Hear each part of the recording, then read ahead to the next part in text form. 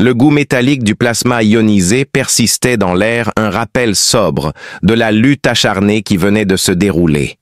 Un soldat humain utilisa le dos de son gantelet pour tamponner la sueur sur son front. Alors qu'il examinait les débris qui l'entouraient, sa respiration était irrégulière et haletante. Cette lune extraterrestre que son escouade avait reçu l'ordre de défendre était devenue davantage un piège mortel après avoir été prise en embuscade. Des restes humains et extraterrestres jonchaient le sol, leur sang se mélangeant dans une mélodie inquiétante, illuminée par un soleil étrange. Les capteurs de son casque avaient été endommagés dans le conflit, alors il clignotait par intermittence, tandis qu'il trébuchait en avant, tenant fermement son arme et cherchant des signes de vie ou de danger. Sachant que lui aussi serait malchanceux, si les renforts n'arrivaient pas bientôt, il murmura un juron entre ses dents. Mais soudain son attention fut attirée par quelque chose. Un mouvement furtif au milieu des cendres et des décombres. Au début, il a soupçonné qu'il pourrait s'agir d'un autre soldat ennemi accroupi et prêt à attaquer. Il ressentait un besoin irrésistible de viser et de tirer, mais il s'en est abstenu pour une raison quelconque. Émerveillement, lassitude, ou peut-être la décoloration elle-même. Il abaissa son fusil lentement et prudemment, plissant les yeux à travers le brouillard. Il fut pris de court par ce qui émergea de l'obscurité. Comme si elle était la maîtresse du champ de bataille, elle apparut. Un être céleste, enveloppé de vêtements flottants qui brillaient comme de l'argent en fusion. Une douce lueur émanait de sa peau, paraissant surnaturelle au milieu de cette scène sombre de dévastation. Ses longs cheveux violets tombaient en vagues sur son dos, capturant et dispersant même les plus petits rayons de lumière, comme de la poussière d'étoiles. Elle ne semblait pas armée, pourtant, elle dégageait une aura d'autorité qui inspirait à la fois crainte et respect. Le temps semble s'arrêter un instant. Le soldat n'avait aucune idée de comment respirer, encore moins de parler.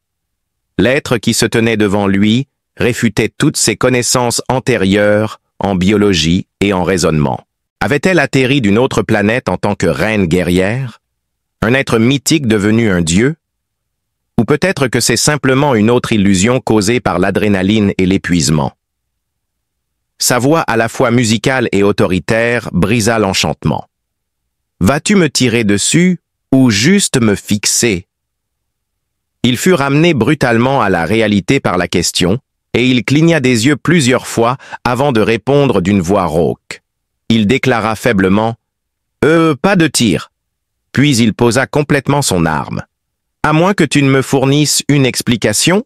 dit-elle avec une expression qui ne pouvait être interprétée que comme satisfaite. Un léger sourire, qui d'une manière ou d'une autre faisait ressortir encore plus son éclat. Elle dit « Bon choix », tout en semblant l'examiner avec un léger mouvement de tête. Malgré l'agonie qui pulsait à travers son corps, il réussit à se tenir droit et à murmurer « Vous les humains êtes toujours si prêts à détruire ce que vous ne comprenez pas. Pas tous parmi nous. Certains d'entre nous sont encore incertains de la manière de partir. Bien que je doute que vous ayez beaucoup de chances de me comprendre, ajouta-t-elle légèrement en haussant un sourcil. Maintenant, c'était à son tour de sourire. Prudent, conseilla-t-il s'appuyant nonchalamment contre une formation rocheuse voisine. Était-ce du cynisme ou de l'intérêt? C'était impossible à dire. Il haussa les épaules nonchalamment, bien que son cœur battait plus vite qu'il ne le devrait. Après tout, ne sommes-nous pas ici pour rencontrer de nouvelles espèces, découvrir leurs secrets et peut-être trouver un terrain d'entente? Oh, le coin de sa bouche se courba vers le haut. Et que se passe-t-il quand quelqu'un te défie, soldat? Je me montre à la hauteur. Elle secoua la tête en désapprobation, son rire résonnant comme des carillons éoliens. Terrain d'entente? Demanda-t-elle, son ton trahissant sa frustration. Votre espèce a une façon particulière de chercher à se connecter, n'est-ce pas? D'abord, vous envahissez notre territoire. Ensuite, vous vous attendez à ce que nous partagions le thé et les politesses. Eh, je ne me suis pas inscrit pour cette merde d'invasion. Il devint soudainement sur la défensive.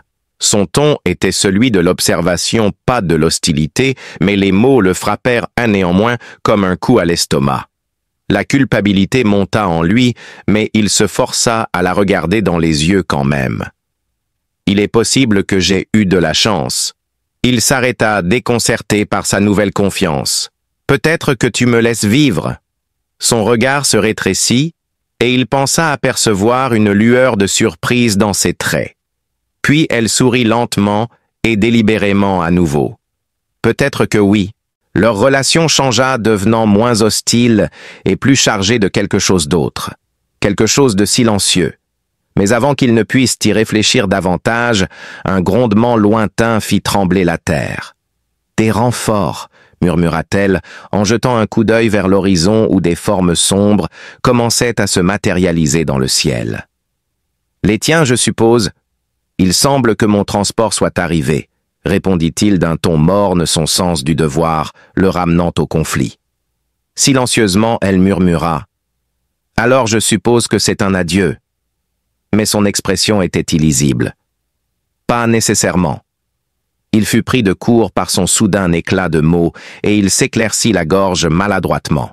« Je veux dire, épouse-moi. » Et avec cela, le champ de bataille tomba dans un silence épais. Ils se figèrent un instant, avant qu'elle n'éclate d'un rire sincère qui le fit frissonner. « Vous les humains, vous avez vraiment le don du dramatique, n'est-ce pas? » Eh bien, il se gratta la nuque avec embarras. « C'était une blague ?» Elle le taquina, les yeux pétillants de joie. « Épouse-moi comme ça. » Au moins en théorie. « En quelque sorte, » répéta-t-elle se rapprochant jusqu'à se tenir à quelques centimètres de lui. Son attitude avait changé, passant de la peur à la fascination, et peut-être même à quelque chose de plus profond qu'il ne pouvait pas tout à fait identifier. « D'accord, très bien », avoua-t-il sa voix à peine audible. Peut-être que ce n'était pas totalement une blague. Son sourire devint plus doux, presque bienveillant. Un rugissement assourdissant retentit, alors que le vaisseau de transport plongeait soulevant des nuages de poussière et de débris en planant au-dessus du champ de bataille. Le soldat resta immobile, incapable de comprendre ce qui venait de se passer. Ses mots chuchotés « Je le souhaite » étaient si faibles qu'il les entendit à peine, mais il les entendit. Son esprit fatigué lui jouait-il des tours, ou avait-elle réellement dit ce qu'il pensait avoir entendu? Capitaine, quelqu'un lui cria derrière, le ramenant à l'attention. En se retournant, il vit l'un de ses camarades de l'escouade agiter désespérément les bras, l'exhortant à monter à bord rapidement. Avec réticence, il arracha ses yeux de la princesse extraterrestre et courut vers le vaisseau, jetant un dernier regard par-dessus son épaule avant de grimper à l'intérieur. Sur le point de décoller, il s'affala sur un banc, l'esprit rempli de questions comme « Qui était-elle ? Pourquoi l'avait-elle épargnée ? Et surtout, que voulait-elle dire par « Je souhaite » Ses compagnons survivants de la mission échangeaient des regards épuisés, craignant de s'enquérir de la mystérieuse femme qui avait à elle seule changé le résultat de la mission.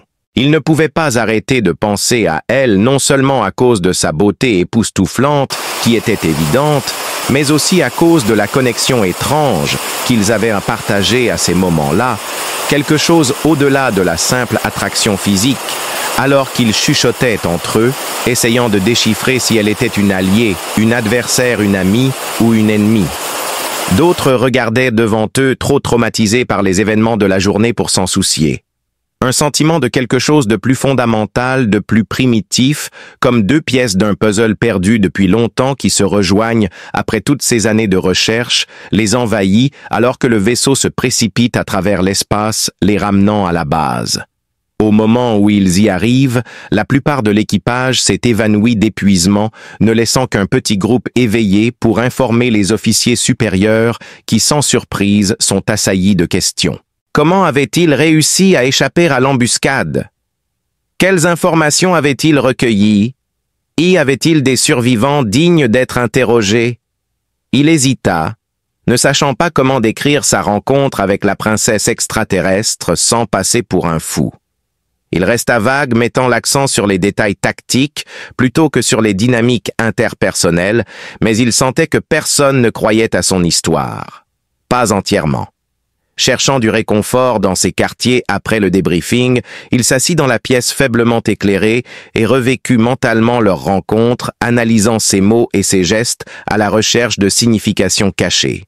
Plus il réfléchissait, plus il devenait certain que sa déclaration « Je souhaite » n'était pas une moquerie. Malgré son allure royale, elle semblait aspirer à quelque chose ou à quelqu'un qu'elle ne pouvait pas avoir. Sa voix avait un air de mélancolie comme si elle éprouvait la même attraction inexpliquée pour lui qu'il ressentait pour elle. Dans sa quête de réponse, il plongea tête baissée dans les rapports de renseignement et les documents secrets recueillant tous les détails qu'il pouvait découvrir concernant la race extraterrestre qu'ils avaient rencontrée, une race dont la technologie dépassait la compréhension humaine et dont la culture était enveloppée de mystères et de traditions et qui se référait à eux-mêmes comme les Velaris, les humains les appelaient les célestes en raison de leur apparence lumineuse. Les Velaris, selon l'histoire, descendaient d'explorateurs galactiques disparus depuis longtemps qui cherchaient la sagesse et la compréhension. Au fil des âges, ils se sont transformés en êtres d'énergie capables de contrôler la matière et de plier la réalité à leur volonté. Malgré leur immense pouvoir, ils étaient farouchement protecteurs de leur monde natal, le quittant rarement, sauf en cas d'extrême urgence. Du moins, c'est ce que disaient les archives. Ces papiers froids ne l'avaient pas préparé à la profondeur de la femme qu'il avait rencontrée, ni à la gamme d'émotions qu'elle avait suscitées.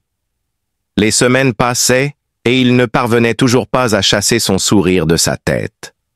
Il rêvait de sa voix à la fois étrangement belle et incroyablement distante pendant les exercices d'entraînement. Le changement en lui a été remarqué par ses officiers supérieurs qui ont commencé à remettre en question son aptitude au service actif. Lors d'une évaluation de routine, l'un d'eux a fait la remarque « Tu agis étrangement depuis cette mission ». Il a envisagé de mentir, de hausser les épaules ou de rire de la remarque, mais quelque chose l'a arrêté. Alors il a tout déballé, l'embuscade, la princesse, l'échange cryptique qu'il avait laissé chancelant à sa grande surprise. Leurs expressions allaient de l'incrédulité à la fascination, alors qu'ils écoutaient attentivement peut-être à cause du poids de garder un secret aussi monumental enfermé à l'intérieur, ou parce qu'ils réalisaient qu'ils ne pouvaient pas avancer sans affronter la vérité de front. Après qu'il eut fini de parler, il y eut un silence pesant, seulement interrompu par le bourdonnement des lumières fluorescentes au-dessus. L'officier se pencha en avant, touchant ses coudes sur le bureau. « Vous réalisez ce que cela signifie? Vous vous rendez compte de ce que cela signifie ?» demanda-t-il gravement. « Que j'ai perdu la tête » plaisanta faiblement le soldat. « Non » répondit l'officier en secouant la tête. Cela pourrait tout changer. Si ce que vous dites est exact et qu'elle représente effectivement la direction des Velaris, alors nous pourrions avoir trouvé une opportunité unique dans une vie. Les mots « diplomatie »,« alliance » et « paix » le touchèrent aux larmes. Il faisait écho à l'espoir qu'il avait gardé depuis leur rencontre. Cela pourrait-il vraiment arriver? Une rencontre fortuite pourrait-elle réunir deux cultures complètement différentes? Juste au moment où il allait réfléchir aux implications. Cependant, toute l'installation fut soudainement mise en alerte par le son des sirènes. Des voix automatisées avertissaient d'un danger imminent, et il se précipita sur les lieux. Il apprit dans la salle de contrôle que des vaisseaux ennemis approchaient à grande vitesse, leurs objectifs obscurs, mais hostiles. Les préparatifs de défense passèrent à la vitesse supérieure, des armes furent distribuées, des barricades furent érigées, des protocoles d'évacuation furent lancés. Au milieu de tout ce chaos, il eut une sensation de déjà-vu, et il fut transporté sur le champ de bataille où tout avait commencé. Elle se matérialisa sur l'écran principal comme un fantôme, peut-être invoqué par ses pensées. La princesse extraterrestre les regarda calmement et détachée. Derrière elle, une armada de vaisseaux élégants et intimidants brillait sinistrement dans la lumière des étoiles. Elle leur parla comme à des humains, sa voix déformée et amplifiée par le système tranquille. « Vous avez empiété sur un terrain sacré. Préparez-vous à en subir les conséquences. » La pièce se fit silencieuse, Puis il y eut des discussions à voix basse sur le fait de se taire des ordres hurlés et des doigts qui tremblaient sur les gâchettes. Malgré la tension croissante, il continua le cœur battant à tout rompre, mais sa détermination inébranlable. « Attendez, c'est moi !» continua-t-il, sa voix ferme, malgré la tempête qui faisait rage à l'intérieur de lui. Le gars de la lune, il cria, couvrant le chaos autour de lui. Tous les yeux étaient rivés sur lui, et la confusion était visible sur d'innombrables visages. Ignorant leur regard, il fixa l'écran, espérant qu'elle le verrait et le reconnaîtrait. Pendant une éternité, elle resta silencieuse, son expression impénétrable. Finalement, elle relâcha sa mâchoire et esquissa un sourire subtil, et elle dit « Comment pourrais-je oublier ?» Son ton s'était adouci au point d'être presque enjoué. « Tu étais plutôt mémorable. » Une vague de soulagement le traversa, mais il savait que la menace était loin d'être écartée. « Je sais que nous avons mal commencé, » dit-il, ouvrant grand les bras en signe de reddition. « Mais peut-être qu'il n'est pas trop tard pour arranger ça. » Il était déterminé à découvrir la vérité, peu importe son jeu ou ses raisons, même si cela signifiait tout risquer. « Peut-être pouvons-nous avoir une conversation et trouver comment vivre ensemble en paix. »« Qu'est-ce qui te fait croire que je suis intéressé à parler ?» demanda-t-elle, sa voix trahissant un scepticisme, tandis que son sourire s'effaçait pour laisser place à une expression de profonde réflexion. Tout autour d'elle, la flotte se tenait prête à attaquer ses canons pointés directement sur l'installation. Un seul faux pas, ou une mauvaise interprétation du signal, signifierait le désastre.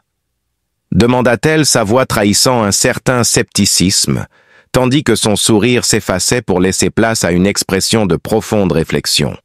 Tout autour d'elle, la flotte se tenait prête à attaquer ses canons pointés directement sur l'installation. Un seul faux pas, ou un signal mal interprété, signifierait le désastre. Ses yeux se plissèrent légèrement, révélant une expression fugace, avant que son masque ne revienne. Il ne pouvait pas dire si c'était de la surprise, de l'admiration ou quelque chose d'autre, mais c'était suffisant pour piquer sa curiosité et la maintenir attentive alors qu'il répondait fermement que son espèce avait montré peu de considération pour la diplomatie jusqu'à présent. Après ce qui semblait être une éternité de silence, elle finit par prendre la parole. « Une trêve pour le moment, mais ne prenez pas cela pour un signe de clémence. Vous affronterez les conséquences de vos actions. » Sur ces mots, la transmission s'est coupée, laissant l'équipage dans un état d'incertitude palpable. De temps en temps, des acclamations éclataient, mais elles étaient tempérées par un sentiment de peur persistant.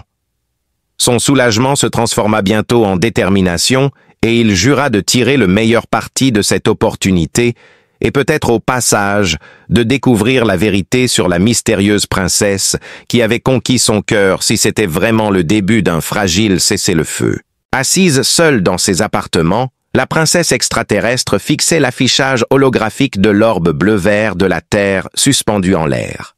Ses doigts traçaient des motifs invisibles sur la coudoir de son trône, perdu dans ses pensées. Qu'est-ce qui l'intriguait chez ce soldat humain insolent? Était-ce son humour ou son audace? Ou était-ce quelque chose de plus profond, quelque chose enfoui sous des couches de conditionnement culturel et d'attente sociétale? Quoi que ce soit, elle ne pouvait nier l'étincelle de curiosité qui s'allumait en elle. Les humains étaient imprévisibles, imprudents, et enclins à leurs actions imprévisibles faisaient partie de leur attrait, tout comme leur capacité à changer et à s'adapter. Les souvenirs de leur rencontre revenaient provoquant un doux soupir sur ses lèvres alors qu'elle fermait les yeux. Elle se souvenait de sa suggestion maladroite, de sa réaction instinctive et du mélange de surprise et d'admiration sur son visage. Peut-être que la paix n'était pas un rêve impossible après tout.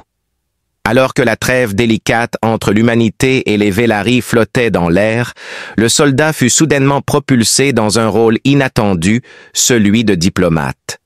Ni lui ni sa formation ne l'avaient préparé à ce rôle, mais il se tenait là, représentant les intérêts de la Terre dans les négociations avec l'être même qui avait consumé toutes ses pensées.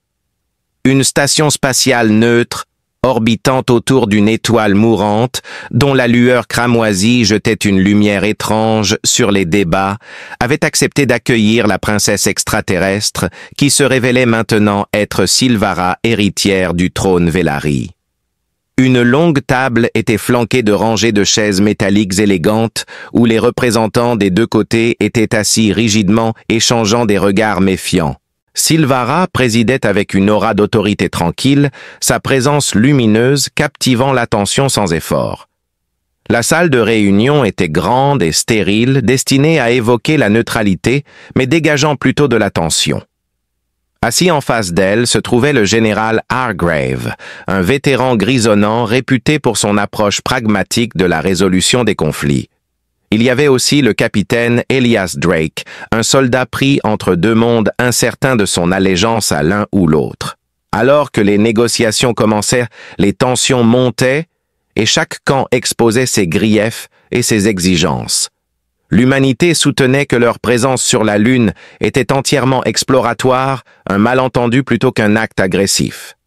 Les Velari, en revanche, affirmait que l'invasion empiétait sur un territoire sacré, un lieu imprégné de millénaires d'énergie spirituelle. Significativement, ils se disputaient, élevant la voix et échauffant les esprits jusqu'à ce qu'il semblait que la trêve fragile pourrait se rompre complètement. Elias observait en silence, pleinement conscient du fardeau sur ses épaules.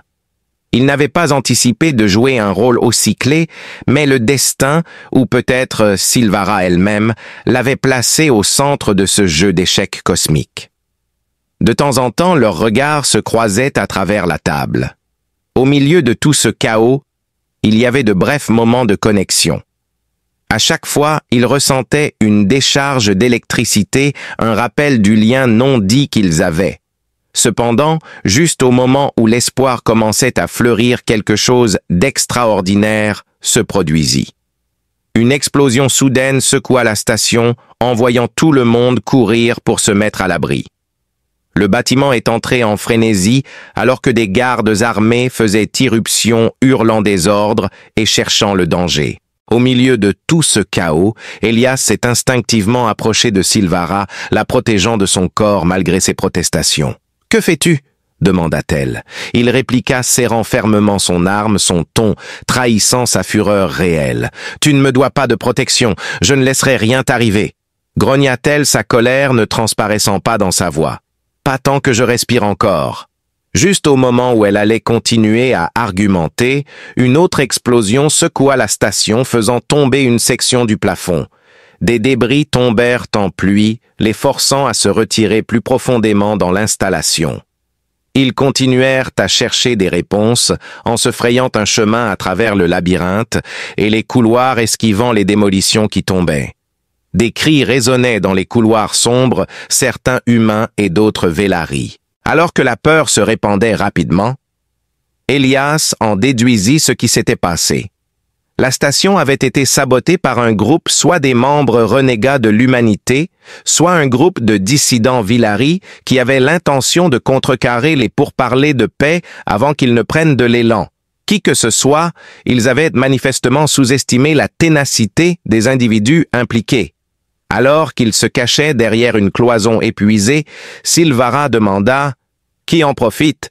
Son attitude normalement impériale avait légèrement changé, montrant sa vraie nature. « C'est la question, n'est-ce pas? Il se peut qu'il y ait des individus de votre côté qui s'opposent à la paix, » répondit Elias avec une grimace. Elle dit « Nous devons les arrêter. » Ou peut-être qu'un de nos propres généraux croit que la guerre est meilleure pour les affaires. Son expression devint plus sérieuse. « Nous avons collaboré. » Il hocha la tête, ayant déjà pensé à une stratégie. « Tu connais ces systèmes mieux que moi. Montre la voie. » Si l'attaque réussissait, nos chances de coexister seraient de minces. Elle s'arrêta, le fixant avec une intensité qui fit battre son cœur à tout rompre. Puis, avec un bref hochement de tête, elle se précipita dans le couloir, ses pas délibérés et sans hâte. Elias la suivait de près, émerveillé par la façon dont ils coordonnaient leurs efforts malgré leurs différences. En se dirigeant vers le centre de commandement de la station, ils entrèrent dans une vaste salle remplie d'écrans holographiques et de consoles lumineuses. À l'intérieur, ils découvrirent une bande de mercenaires vêtus d'armures noires et armés jusqu'aux dents qui posaient des explosifs partout dans l'installation pour garantir une dévastation maximale lorsqu'ils exploseraient. Ricanant en reconnaissant le soldat humain, le chef des mercenaires dit « Eh bien », sa voix trahissant son mépris, il semble que le héros ait finalement décidé de se montrer. Les pieds du mercenaire rebondirent de contre le mur, alors qu'Elias levait rapidement son arme en signe d'avertissement. Surpris, le mercenaire se tourna pour lui faire face. « Baissez-vous » ordonna Elias, pointant son fusil sur l'envahisseur. Silvara avança ses mains légèrement lumineuses d'énergie. « Ce combat se termine maintenant. » Le mercenaire rit un son dur et sans humour. « Croyez-vous vraiment pouvoir nous arrêter ? Cet endroit sera poussière dans l'espace avant que quiconque ne réalise ce qui se passe. Nous nous assurerons qu'ils le comprennent. » Elias répliqua, sa voix ne tremblant pas malgré l'adrénaline qui lui montait aux veines. « Et si vous pensez que cela vaut la peine de mourir, alors allez-y, faites-vous exploser. Je vous promets que vous n'irez pas loin. » La tension dans l'air était palpable, et l'impasse était tendue. Puis, Silvara bougea avec une rapidité inexplicable, ses mains jaillissant vers l'extérieur pour libérer une vague d'énergie brillante qui fit tomber les mercenaires au sol. Alors qu'ils trébuchaient et luttaient pour se relever, ils furent soudainement encerclés par les forces de sécurité valariennes qui étaient enfin arrivées. « C'était remarquable », dit Silvara avec un rictus en retirant une mèche de cheveux violets de son visage.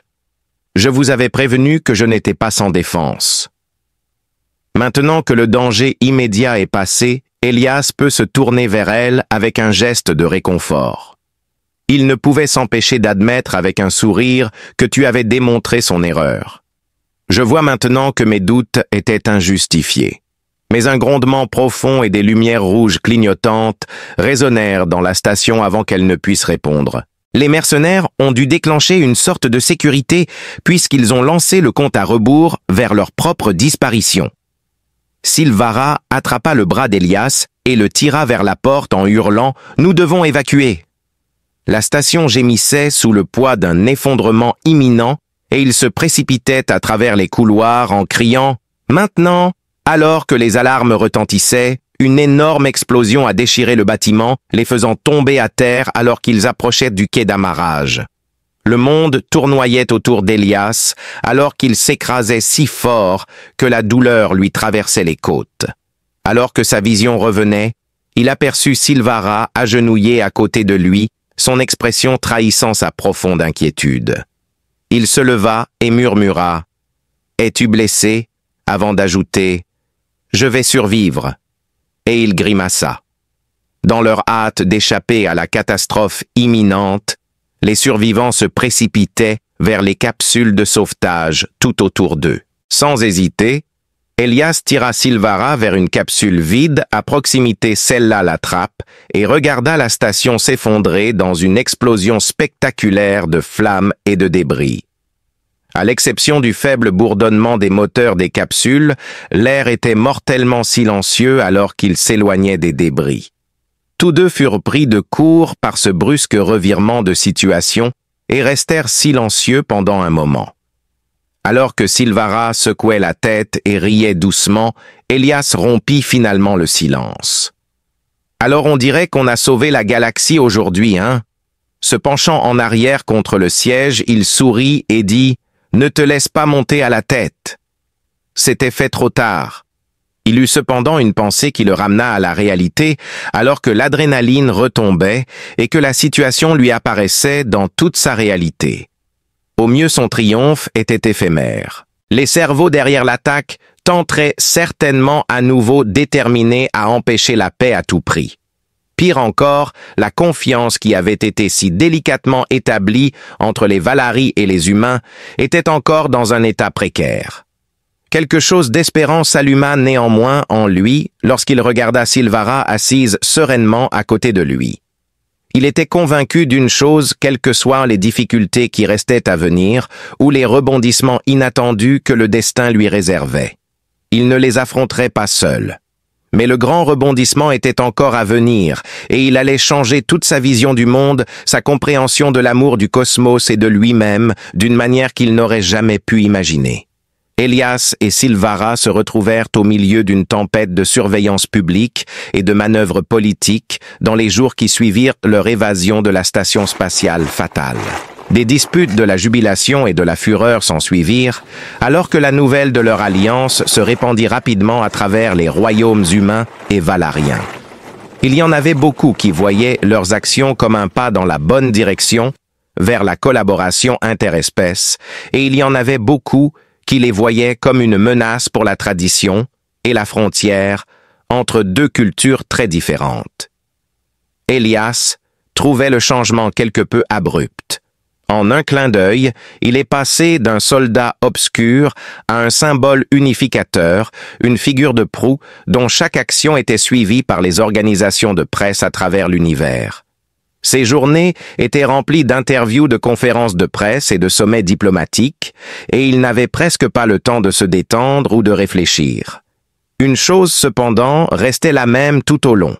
Il y avait aussi des obstacles que Silvara devait surmonter. Avec sa position de prochaine héritière du trône Velari, venait le fardeau des traditions et des attentes établies de longue date.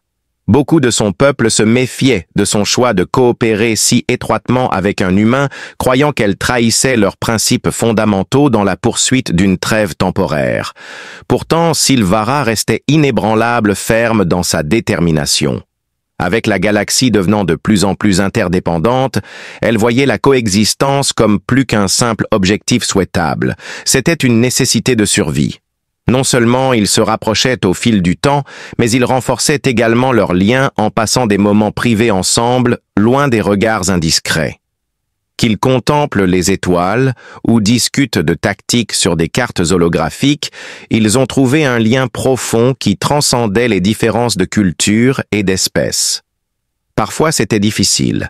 Il y avait des malentendus, des tensions augmentaient et des sacrifices étaient nécessaires. Pourtant, leur dévouement l'un envers l'autre et leur objectif commun ne firent que s'approfondir à mesure qu'ils persévéraient. Elias se retrouva sur un balcon contemplant le monde natal des Velari, un soir des mois après l'échec de l'effort de sabotage. Immergés sous les deux lunes, les océans bioluminescents de la planète en dessous scintillaient d'une myriade de couleurs. Silvara s'appuya contre la balustrade à côté de lui, le visage inexpressif. « Tu sais » murmura-t-elle doucement, brisant le charme du calme. « Être ici avec toi était quelque chose que je n'aurais jamais pensé vivre. » Alors qu'il se tournait pour la regarder, Elias sourit. « Moi non plus. On dirait que le destin a une manière particulière d'arranger les choses. » Son sourire, celui qui illuminait son visage et recourbait ses lèvres, était de retour. Peut-être que c'est plus que de la sérendipité. Peut-être que les facteurs en jeu sont l'initiative individuelle, la bravoure et l'obstination. Sans aucun doute, l'obstination, taquina-t-il en plaisantant, faisant couler une goutte de sueur le long de son bras. Puis son ton devint plus sérieux et il dit « Silvara, il y a quelque chose que je voulais te demander. » Elle sembla légèrement perplexe, ses yeux brillants montrant des signes d'interrogation. Elias sortit une petite bague de sa poche, un souvenir qu'il avait commandé à un artisan talentueux sur Terre. « Qu'est-ce que c'est? Qu'est-ce que c'est ?» demanda-t-il en prenant une profonde inspiration. Alors que son cœur battait à tout rompre, il s'agenouilla devant elle et croisa son regard. « Je sais que cela peut sembler fou, » commença-t-il, sa voix ferme malgré le tumulte qu'il ressentait. « Cela ne fait aucune différence pour moi si nous venons de planètes complètement différentes physiquement. Nos réalisations communes sont ce qui compte vraiment. Es-tu sérieuse à propos de m'épouser maintenant ?» Avec une expression illisible, Silvara le fixa comme si le temps s'était arrêté. Elias pensa qu'il avait complètement mal interprété le scénario pendant une brève minute. Avait-il franchi une ligne non écrite? Était-il allé trop loin? Peu à peu des larmes, non pas de mélancolie, mais de pur bonheur lui montèrent aux yeux. Le tirant près de lui jusqu'à ce que leurs fronts se touchent, elle se pencha et attrapa sa main l'aidant à se relever. « Oui, murmura-t-elle, sa voix tremblant d'émotion. La cérémonie de mariage se déroula sur un terrain neutre et les mariés répondirent « 1000 fois oui ». Une lune émeraude dans un système stellaire lointain. L'union historique a été témoignée par des représentants de l'humanité et des Velaris. Ils se tiennent comme un symbole du lien ténu mais plein d'espoir qui se forme entre leurs peuples respectifs. C'était une fête sans pareille dans la galaxie, une fusion des cérémonies traditionnelles Velari avec les traditions humaines. Elias était émerveillé de voir le chemin parcouru alors qu'il se tenait aux côtés de Silvara sous un dais de fleurs lumineuses. Leur aventure extraordinaire avait commencé comme des adversaires mortels sur le champ de bataille et s'était terminée en compagnons de vie. Pourtant, il était certain qu'ils étaient destinés à être ensemble alors qu'ils échangèrent leurs vœux promettant de se soutenir mutuellement dans les bons comme dans les mauvais moments. Le couple heureux devint finalement parent, après plusieurs années de mariage. La merveilleuse manière dont chaque enfant hérita des caractéristiques des deux parents démontrait le potentiel d'harmonie interespèce. Leur maison était un vaste domaine dans une vallée paisible sur le monde natal des Veilari, et le son de leur rire résonnait dans les couloirs, rappelant à tous le meilleur avenir qu'ils créaient ensemble. Mais la paix n'était pas une chose facile à atteindre. Leur alliance n'était pas sans détracteurs qui complotaient pour annuler les gains qu'ils avaient obtenus. Leur vie était marquée par des tentatives répétées d'assassinat, des actes de sabotage et des intrigues politiques. Pourtant, Elias et Silvara ne vacillaient jamais, trouvant du courage dans leur amour l'un pour l'autre et le soutien inébranlable de leurs partisans. Leur persévérance finit par payer. Les pactes commerciaux furent très fructueux. Les échanges culturels ont enrichi les deux sociétés et les efforts scientifiques conjoints ont déverrouillé des secrets de l'univers, auparavant considérés comme inaccessibles. Lentement mais sûrement, la méfiance a cédé la place à la compréhension, la peur à l'amitié et l'hostilité à l'espoir. Ainsi, Elias et Silvara ont vécu leurs jours entourés de leur famille, de leurs amis, et avec la conscience d'avoir changé le cours de l'histoire. Ensemble, ils ont prouvé que même dans une galaxie remplie de conflits et de divisions, l'amour pouvait tout conquérir. Sous la lueur vigilante des deux lunes, ils ont élevé leurs enfants, nourri leur héritage et embrassé la promesse de demain. En fin de compte, leur histoire n'était pas seulement celle de deux individus trouvant le bonheur au milieu du chaos. C'était un témoignage de la puissance du courage, de la compassion et de la croyance inébranlable que peu importe l'ampleur de la division des ponts peuvent toujours être construits.